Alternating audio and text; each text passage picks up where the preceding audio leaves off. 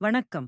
இன்றைய எங்கள் பயணத்தில் நாகப்பட்டினத்தில் அமைந்துள்ள புகழ்பெற்ற நெல்லுக்கடை மாரியம்மன் கோவில் வரலாறும் அதிசயங்களையும் பார்க்கலாம்.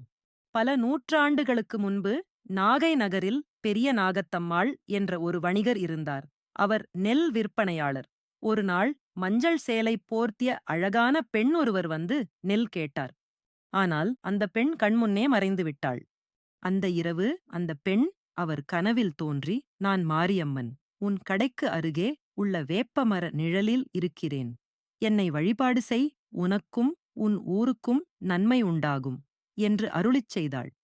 அதன்பின் அந்த இடத்தில் மக்கள் வேப்பமர அடியில் பூஜை செய்ய ஆரம்பித்தனர். பின்னர் அங்கே சிறிய சன்னதி கட்டப்பட்டது.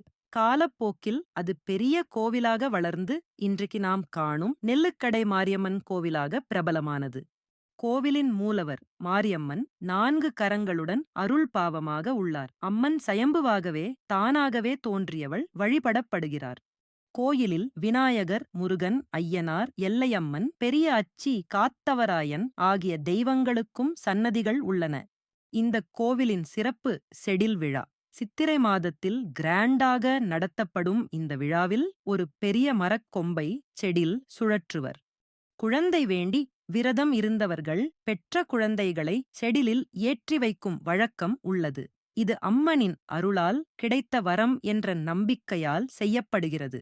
சித்திரை பௌர்ணமி, வைகாசி விசாகம், ஆடி மாதம் வியாழன், சனி விரதங்கள், நவராத்திரி, விநாயகர் சதுர்த்தி போன்ற விழாக்களும் மிகுந்த மகிழ்ச்சியுடன் கொண்டாடப்படுகின்றன.